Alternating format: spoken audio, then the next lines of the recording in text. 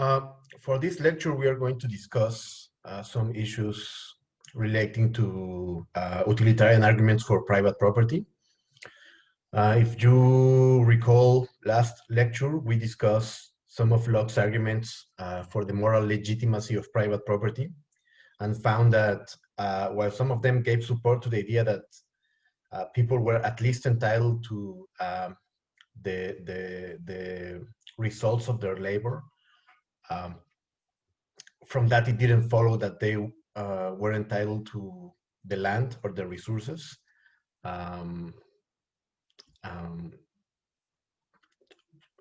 forever, or to keep them as private property. So we found that those arguments were wanting in some respect or another, right? So I mentioned at the point at that time that an alternative will be to try to justify the moral legitimacy of private property through utilitarian arguments. So the basic idea obviously will be that if we were utilitarians and we were interested in, or we thought that goodness or moral action consists of utility maximization, then if private property were to maximize average utility for society, then we should be able to, it will be morally legitimate for us to have private property, since that will be the utility maximizing alternative. And the utility maximizing alternative is always morally preferable to one that's not, on the utilitarian view, right? So that's more or less the intuitive idea, but let's go through some of the more fine-grained details of the discussion. So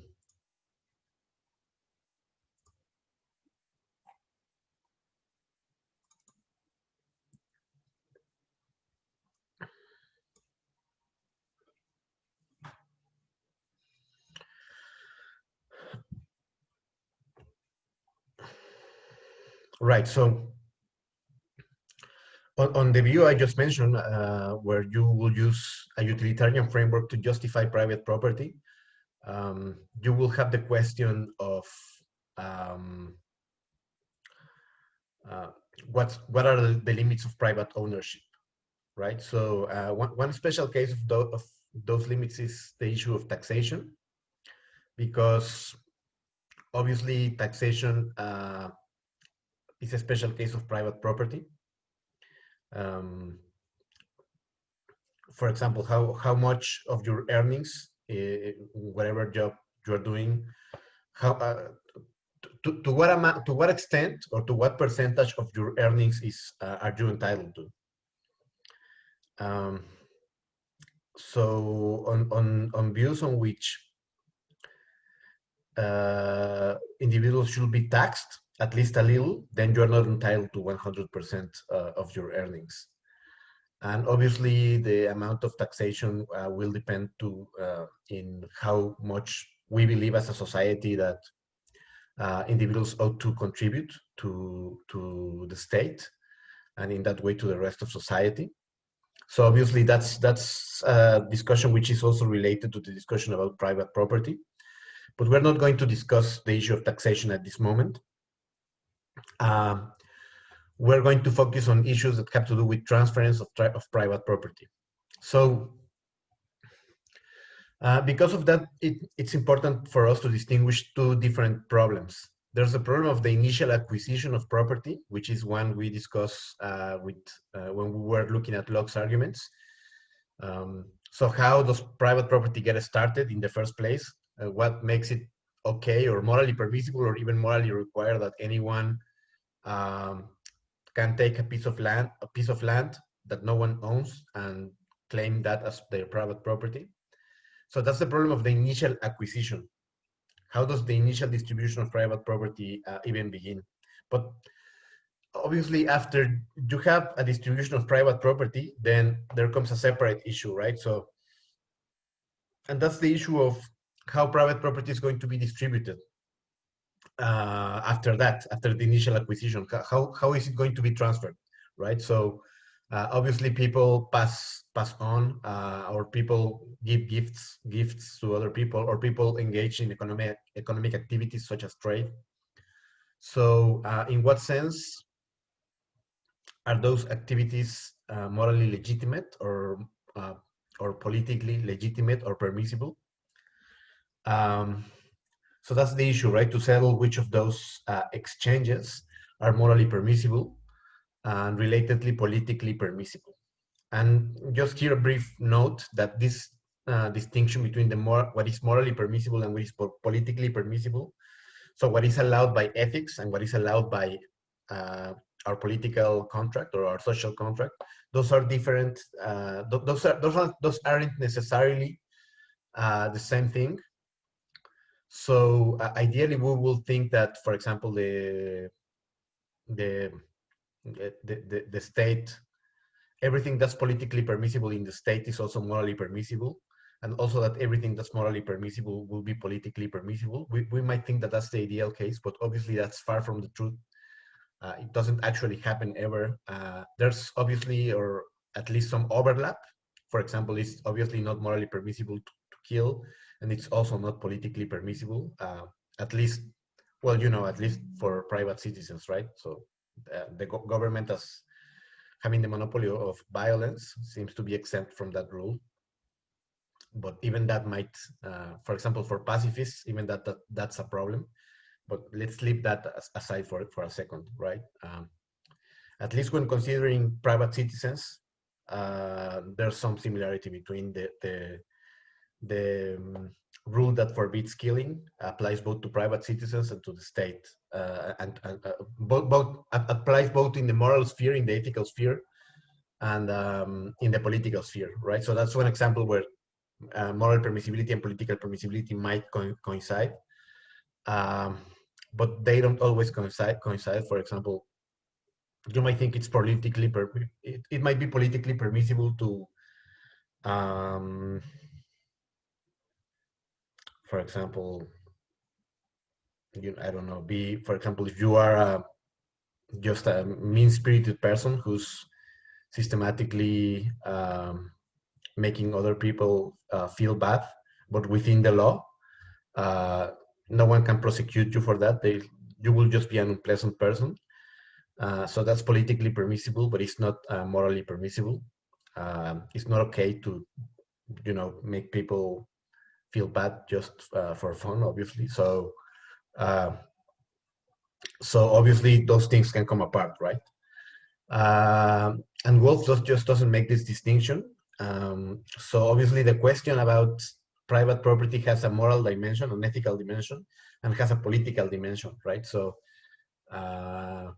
and it's easy to conflate those. And in this case, we're going to treat them as if they were the same, but I just wanted to just flag that issue, right? That those are these separate issues.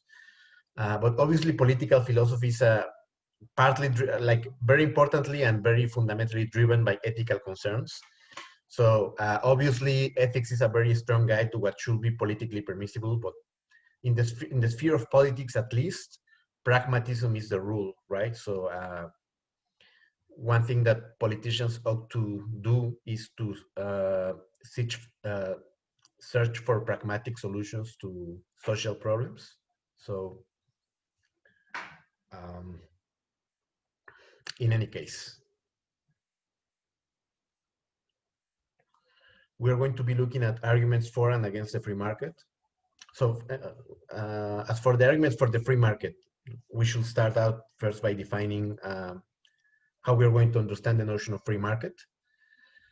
And one thing we might say following Wolf's book is that there are broadly 4 types of properties that an ideal free market will have. And just to clarify, when I say ideal free market, I don't mean ideal as in ethically ideal, because this will be far from an ethically ideal free market. I just mean the notion of free market as a pure concept will look something like this. And obviously in its applications, it looks a little bit different, but just as a concept, it will be something that has these 4 properties, right? So property in land, raw materials, and other goods held by individuals or firms. you know, firms, associations of individuals seeking to profit or to trade. Under a system of property rights, that's very important because that's where you get the state involved in protecting, uh,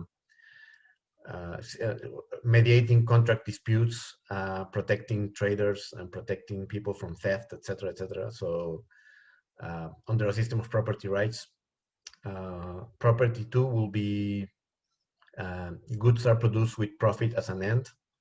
So the idea will be that in a market system, when goods are constantly being produced, part of the reason to do so is just self-interest. You want to get something out of it, money or other goods. The third feature will be goods are exchanged voluntarily on the market, regulated by the laws of supply and demand. So these are just like economic laws. Not laws imposed by any sort of convention. So by convention, we just decide that we are going to let the market, which is a sort of, it's a social structure for sure, but it's not a structure that runs on convention, right? So it's a structure that has its own sort of laws. For example, like the laws of supply and demand. And basically the idea will be that whenever supply and demand intersect, that's the equilibrium price. So for example, suppliers will be the producers that are generating some goods. The consumers will be demanding such products. And then, for example, if the consumers are demanding very little of the product, then if that leads to an oversupply, that will lead to a drop in price. And also, if consumers are demanding a lot of the product and there's not enough supply, then that will lead also to an increase in price. So in this sense, supply and demand interact to reach an equilibrium, where both suppliers, both producers and consumers are better off, just by the magic of the market, in a sense, because given the setup of this system, that's the price will just be the ideal point where producers are getting producers are getting enough so that they will produce that quantity, and consumers are seeing that quantity costs enough that they are willing to pay for that, given that they want it, right? So that's the third feature, that goods are exchanged voluntarily on the market, regulated by the laws of supply and demand. So you don't need to, I mean, if you're an econ major, that's great, but if you're not, then you don't need to understand this perfectly. But we're going to be revisiting some of these concepts in the future, so it's important to at least try to get the hang of it, right? But we will come back to this later on. And then the fourth feature will be that free competition exists, so anyone can produce and offer any good, right? So that will be, and those four features will be something that the ideal market will have. But as Wolf emphasizes, no current nation state fulfills all of these four perfectly. So in some cases, the state is going to own part of the economy, it's going to own land, it's going to own property, or it might own, for example, some natural resources, oil, timber, etc., mines. Sometimes monopolies exist. This might be monopolies that because the government owns that part of the economy. So, for example, the government might own the energy production capabilities of the country. To give an example, doesn't happen in the US, but it happens in other nations. So that's one case in which monopolies will exist. But obviously, sometimes monopolies form also spontaneously. For example, if you have some firm which is very powerful and starts buying off their rivals, and that's why we have some laws which prevent the existence of monopolies. I'm not going to get into that, but the idea will be that monopolies are not the most efficient thing to have in a market economy.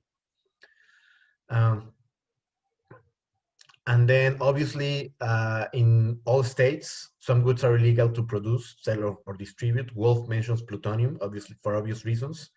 And obviously anything having to do with weapons of the sort will be something which in most or all countries will be it's illegal to produce, sell, or distribute.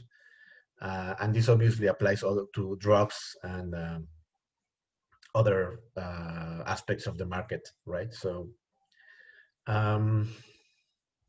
but most states do have some measure of free market or even a substantial measure. States that are more centrally planned are disappearing and or very few these days. And obviously there's the amount of freedom to trade or to the amount of autonomy to produce or trade in a market like this varies considerably. And that has to do with a measure called economic freedom. And obviously the alternative to the free market is the planned economy, right? So what's a planned economy? A planned economy is an economy that's run by design of some authority, some government authority. So in those cases, the government decides. Historically, they have been centralized they have been in the hands of the central government, and the government decides which goods are produced, in which amounts. So which goods are produced in which amounts and to whom they are distributed, right? So which types of foods, which types of housing, clothing, etc., right? And then in those countries, or the government owns most or all sectors of the economy. And there are some examples of that, but the most successful and historically well-known one is the Soviet Union. Obviously, we have examples like Cuba. But the Soviet Union is perhaps the most historically important and also the most successful case of a planned economy at that scale, because it was really a huge endeavor, right? And it lasted for decades. It produced one of the most powerful militaries in the world, one of the most developed countries scientifically or technologically in the world, fed millions, tens of millions of people for decades. So it did have some measure of success. However, I mean, obviously it was a totalitarian state and people's freedoms were highly restricted. And even access to some basic goods was difficult, some basic food stuff, basic clothing stuff. So, and as pointed out by Wolf, there were many black markets, so markets of illegal goods, basically proliferating in the Soviet Union, where people will buy those basic items that they needed, that either food or clothing or etc. Some of those also exist in Cuba. And without those, the economic collapse of the Soviet Union would probably have happened sooner. That's a reasonable assumption. Obviously, there were issues having to do with the Cold War at the time that precipitated the collapse of the Soviet Union as well, but it wasn't doing economically well and hadn't been doing so for a while. But yeah, that's definitely an interesting subject historically, right? So I just mentioned here an example of a planned economy at a very large scale, at a very industrial scale. So for example, the planned economy of the Soviet Union would not have been possible before the Industrial Revolution. But obviously, I mean, in the past, there have been other planned economies, and every nation state has sectors of the economy which rely basically on planning or central planning. So most economies are actually mixed economies, with a part which is centrally planned and a part which is market-based, with the part that's market-based usually being the largest sector. But yeah, those basically the two alternatives, right? However, historically there were other economies which were smaller, and there was some degree of planning. And we might think that it's at some size, planned economies actually might be feasible and even perhaps more feasible than a market. For example, I don't know, for a small community, um, allowing some trade perhaps, but it part I guess what I'm trying to say is that the example that I gave with the centralized planned economy for a large nation state shouldn't necessarily be thought as the only possible way in which you could have a planned economy. Um, so and here's some speculative ideas that we might like to return to at some point, which is that technology has advanced a great deal since that time. And one of the major issues with planned economies was obviously the sheer amount of people that lived in those countries. That's why they needed industrialization in the first place, in order to produce such vast amounts of materials and food. And part of the big problem with distribution, part of the reason why there was always a scarcity in food, clothing, and why people couldn't find stuff that they needed, was because it's very difficult to transmit information in such large economies, in such large nations, especially to a central authority, so that that central authority will store that information and respond quickly. Also, the incentives are not there. I mean, if people are just doing their jobs, sending food, and you don't see mass starvation or anything like that, then there doesn't seem to be any large incentives, since people don't get anything out of being more efficient at sending. Don't necessarily get something out of that, right? At sending food.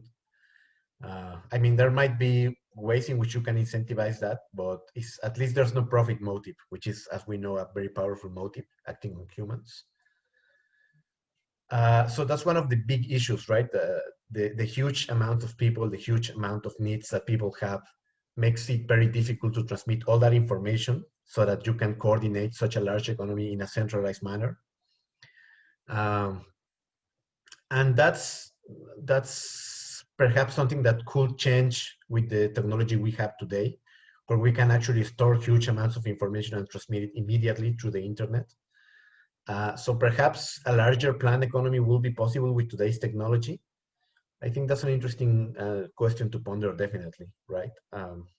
We might come back to that at some point. But in any case, F.A. Hayek, who was a philosopher and an economist, realized quickly that this informational problem for planned economies was very problematic. And very crucial to their difficulties, right? So so he realized basically that the mechanism by which markets thrive in contrast to planned economies, when it comes to the efficiency and the velocity of information and the response from the system to that information, has to do with the fact that markets are basically systems which are a result of self-organization. So basically, as you can think of a system as a self-organized system when you have a sort of systematic structure in that system, coordination in that system. But that coordination does not require a coordinator or a central planner. It just results spontaneously from some of the features of the system. So, for example, an ecological environment where many biological creatures can obtain sustenance and develop well is a sort of example of a self-organized system.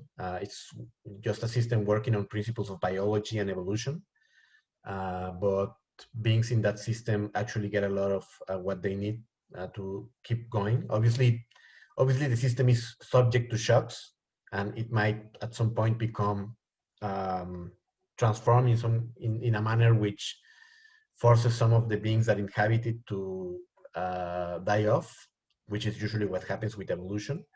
But you can see that many ecological systems or biological systems are self-organized in this respect. They don't have, there's no organizer, there's no one coordinating those systems. yet they work really well, at least for some periods of time. In that respect, the market is similar too, because of this, as Wolf mentions, the boom and bust cycles of capitalism, where you have economic booms and then crashes, and this is something which historically has happened to capitalist countries, and we don't really know why it happens or how to control it. I mean, there's some ideas, right? But in any case, going back to this issue, we should consider markets self-organized systems in the sense that they are not coordinated by anyone, yet they are surprisingly efficient at doing what they do, which is transmitting information about economic needs and wants and responding to that information. So, and it transmits information just by people having these needs and trying to satisfy them, seeking out some product or etc. That's one way in which they do that. So you have a ton of individuals, and some individuals are just demanding or needing something, and some other individuals notice that and decide, well, maybe I could make a profit, maybe I could make a buck providing this person, or I know someone who can produce something that this person wants, so maybe I could make a buck just being a middleman for the producer and the consumer. And then, and in this respect, demand meets supply. And this is just by people who were not coordinating in any way. It's just out of their different needs. Just by interacting within society, they realize this. So it has that powerful feature in which these things happen very quickly. So people realize that other people have needs and decide that they can supply those needs and get some benefit for themselves. So just the profit motive plus the quick transmission of information suffices in the conditions of the free market to generate a self-organizing, efficient system of economic transference. And then, as I mentioned, this works through the price mechanism. So, for example, if someone, as I was mentioning before, if someone is demanding something, for example, someone needs a lot of, someone wants, I don't know, eggs, for example. They want to purchase eggs, cook eggs for breakfast or whatever, and there aren't that many eggs. So they will be willing to pay more for eggs. Someone notices that and then sells them the eggs at that price. So the fact that people are willing to pay more for eggs, that's the price mechanism. That signals to other people that there's money to be made. And similarly, if there were too many eggs, and people were just not willing to pay that much for eggs, that would also signal to producers and also a middleman that maybe people have enough eggs to eat. So, and that also works very well because any resources that are going into egg production are going to switch to something else that people need at the moment. So it both works to generate stuff that people need and also to decrease stuff that people do not need, and all of that just through individual interactions with no planned coordination, which is what is so interesting about the market in that respect. Just purely out of people's self-interest, which is basically the idea behind Adam Smith's invisible hand. So one thing we know historically, and given this knowledge argument from Hayek, is that market economies, where there's substantial economic freedom, tend actually to be wealthier than centrally planned economies. And obviously, there's some proportion. There's some evidence that the freer the economy, the wealthier the economy, up to a point, for reasons I will just mention in the next section, where I'm critical of the free market. So up to a point, the freer the economy, the better of the people. So in economic terms, of course. That will be more utility maximizing. If it's the case that they have more means to acquire stuff, to be comfortable, etc., then that will lead to more utility maximization. So that's a sort of the argument for the utilitarian argument for free markets, right?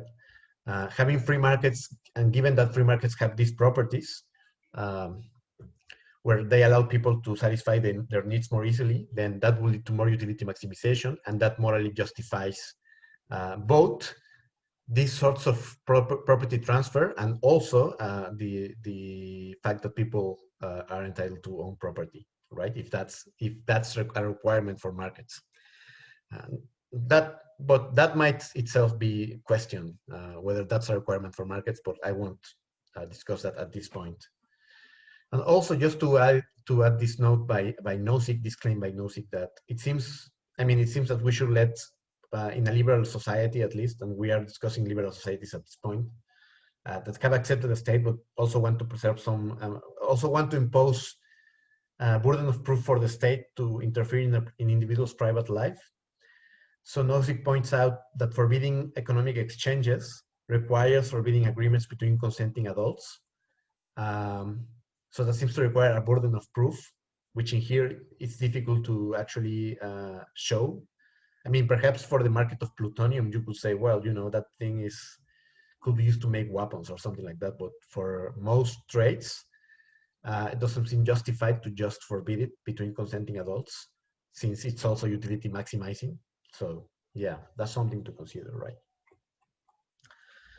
But now let's just look at some of the arguments against the free market, because they also have some power. So for example, it has been pointed out since Marx, and even Adam Smith, though not many people are aware of this, but Adam Smith himself pointed out that it's a big human cost of markets, that by driving individuals to produce whatever is demanded, and in the quantities that in such large quantities as usually things are demanded, this necessarily leads to over-specialization, industry over-specialization. People, so imagine someone in a factory just doing, all they have to do is just, hammer some metal plug or something like that, right?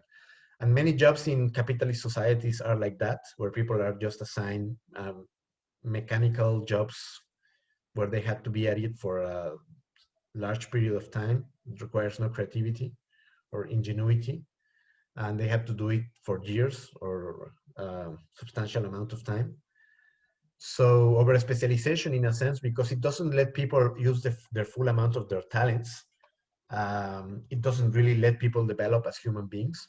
It doesn't develop their capabilities, as we will see when we discuss some of Amartya Sen's ideas. So what they just treat, in capitalism, over specialized people are many times treated as mere cogs in the machine, so to speak. Individuals in just parts of a production chain. And this leads to this notion, to this state, the state of alienation, right? So what's that state of alienation? Alienation is just when humans are detached from their productive activities, right? So for example, I'm just, hammering this metal plug for, I don't know, an iPad or whatever, but it's just, I'm just part of this process. There's no artisanal element to it, and there's no aesthetic element to it. There's no ethical element to it. I'm just doing it to make some money. They have to do it all the time. So I'm just really not a part of that process. Just something I do for the money. But I'm separate from it. So if you contrast that with, for example, an artisanal sort of job, for example, like the sort of job that a painter does, or even in the old days, a tailor will do, who will, produce suits to individual taste, or someone who's into pottery, for example, in the old days, they will produce artisanal pottery and not just commercial pottery in the industry. that will require a development of their talents, that there's some beauty to the product, that they approve of it in some way, put something of them into it. So, but that usually doesn't happen when you have a capitalist society, given us over specialization, and that's what alienation means. That you're not really you're detached from your productive activities. And there's also the issue that we had discussed earlier, that according to Marx at least, capitalists usually, without working that much or making much effort, they just take value away from the workers. So whatever the worker is putting into the resources or the land, the capitalist is just taking that away. So what we had just discussed earlier with Locke was the stuff that at least people were entitled to, which is the fruit of their labors. In a capitalist society, that's the stuff that actually the capitalist gets for just, in many cases, a wage which is not equal to that effort or whatever. So in those cases, you might think that that's not morally acceptable or morally legitimate. However, one response here is that capitalists do contribute, in fact, land and resources. And maybe even to get that land and resources, many capitalists maybe they risk a lot, or maybe they need to administer a lot of stuff which is not so easy to administer.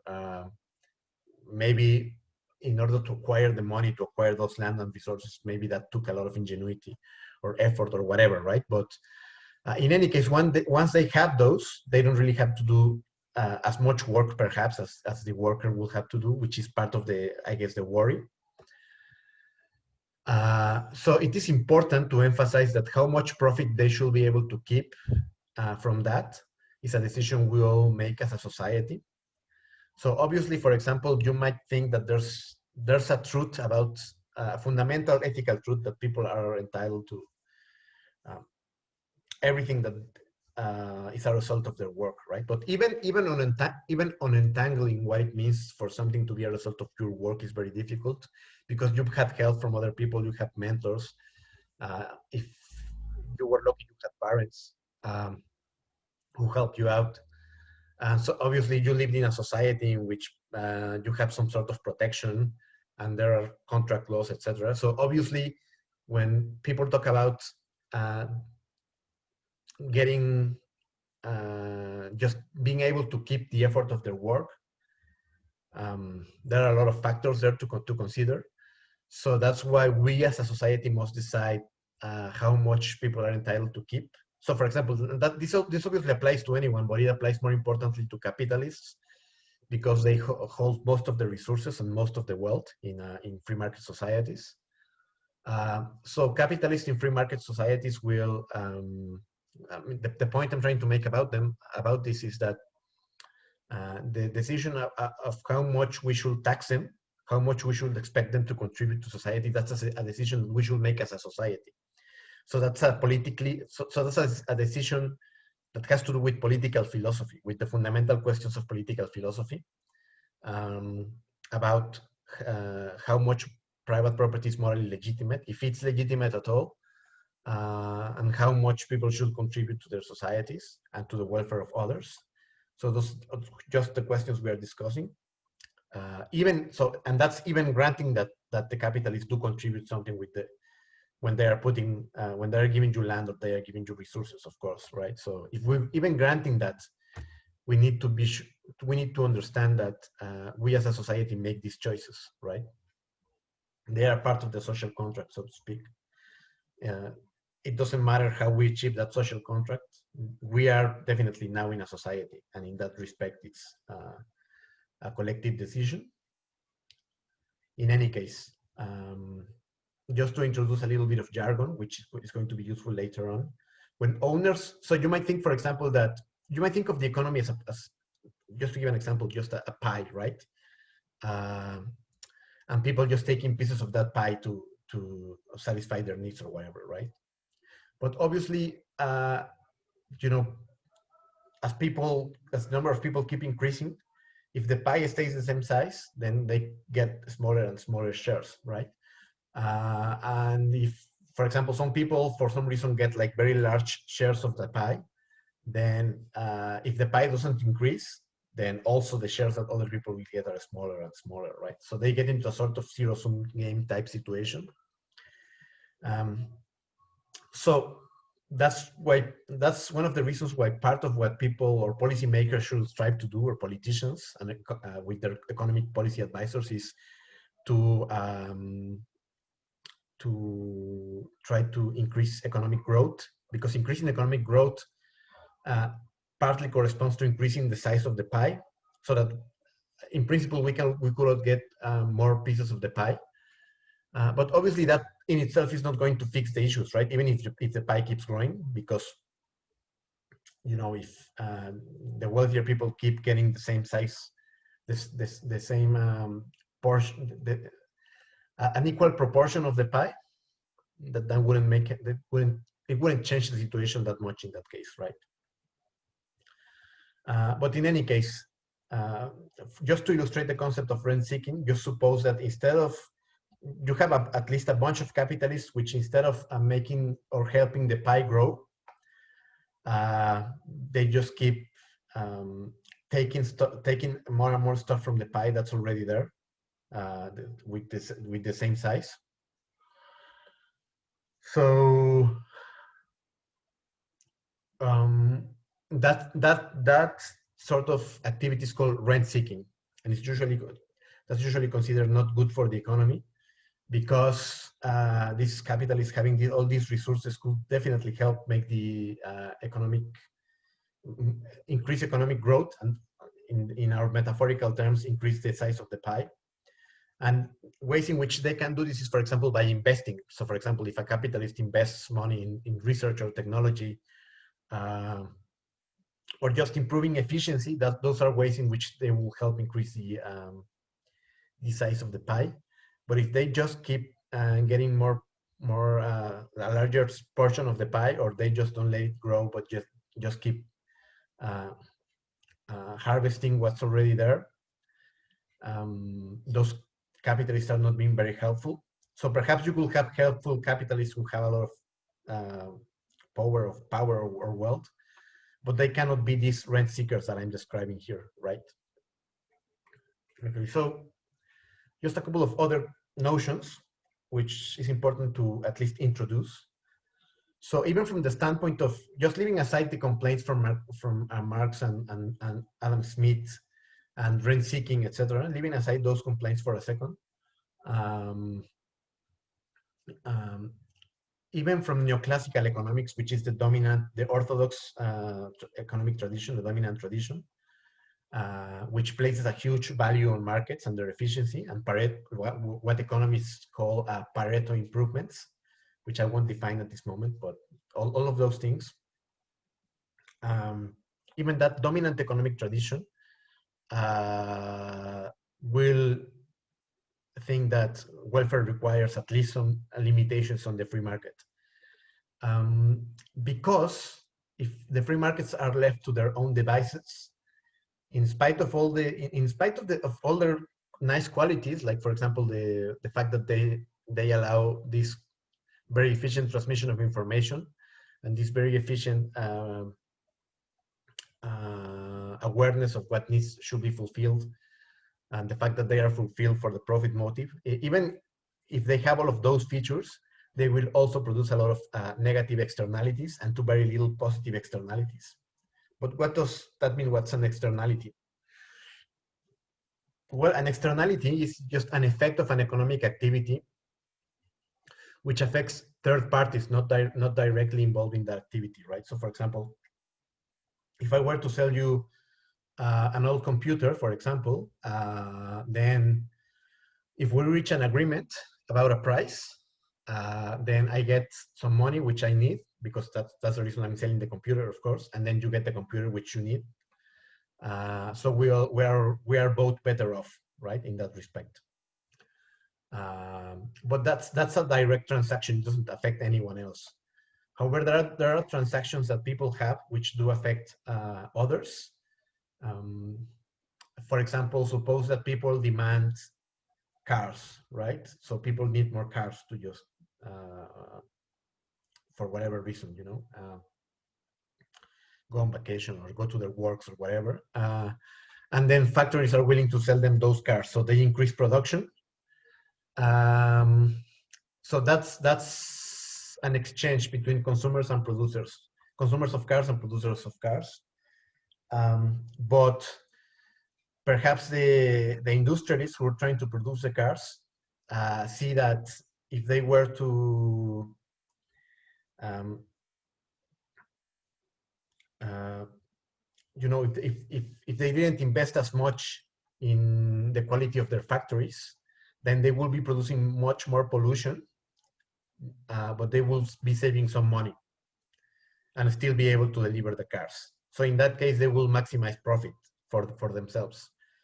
And no one will charge them for the pollution, right? So they will be getting a ton of pollution into the environment for free, and getting a larger profit. So that's a negative externality, because it's something that happens to a third party. Everyone else who is not involved in the acquisition or selling of cars, we all have to live with that pollution.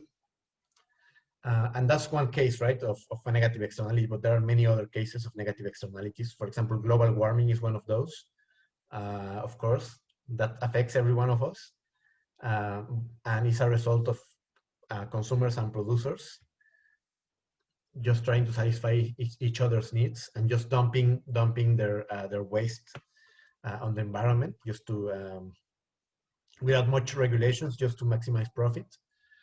And obviously, one way in which that can be stopped is by some sort of government regulation, right? So, for example, you have a carbon tax or something like that.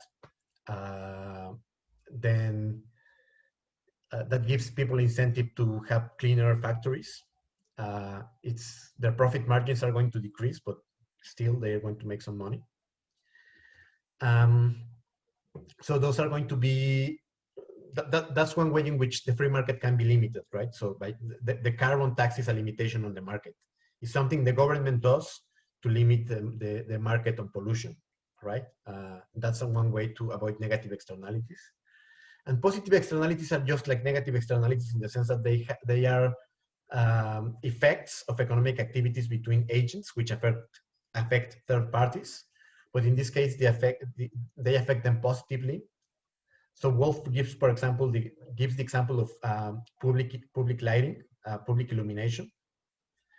But you will also consider public parks, for example, or if you have a public education system, for example, the fact that people are educated is something that makes not only the people who are educated better off, but the whole of society. Because you have more literate people, more people who are more aware of how to process information. We know that education increases productivity, so it gives you some economic positive externalities. However, if you also don't intervene, the market will deliver very few of those, because obviously creating these positive externalities, obviously creating these parts of the economy which give up positive externalities, like public parks or public education, public light, public illumination, public lighting, all of those things require money. And if people can just enjoy the benefits of those things without putting anything, then they will usually do so just for self-centered reasons or egotistical reasons. That also has a name. It's called free riding, or the free rider problem. And one way of addressing that problem is also via taxation. So, for example, you tax people so that they will contribute more to public education or public parks or whatever, right? And those are two types of different government interventions in free markets, which are going to actually improve the efficiency of those markets. Because the problem, as I had just mentioned, has to do with how unregulated markets operate. It is these unregulated markets that are going to incentivize people to dump, for example, the costs of producing technology in the form of pollution to the environment, as long as they don't have to pay for it. So that's a feature of the unregulated market. And it's unregulated markets where people are going to just free ride on everything that everything positive, for example, like parks or public, the fact that some people are educated via public education or something like that. Some people will get benefits from that and will not be willing to pay anything if there are no taxes. No, I mean, there might be some people who will voluntarily do that, but in general, people will not be willing to do so. So introducing these sorts of taxes, which is a government intervention in the market, actually makes the market more efficient. It does its job better through government regulation in these cases. Now, I should just mention that there's a literature on externalities that involves the arguments of Ronald Coase. I think that's how it's pronounced. A lawyer economist who wrote a series of important papers on these issues, who has a different way of addressing some of these externalities than the ways I have been discussing so far. But the mainstream, a lot of the mainstream really is sold on the idea that these sorts of taxes or interventions by the government are going to make the markets more efficient. And then you could consider that a more efficient market, which works better for everyone, will be more utility maximizing. So just from the utilitarian perspective, both having markets, but also not having them be wholly free, but having them be constrained in some respects, is going to be the sweet spot for utility maximization. And therefore, that will be the argument for the moral legitimacy of private property and transference of property, subject to some constraints. But anyway, we will review some of these ideas, which are somewhat complicated, during tomorrow's meeting. So, but we will keep returning to some of these ideas later. So don't worry if it's not, everything is not that clear. But I'll see you soon.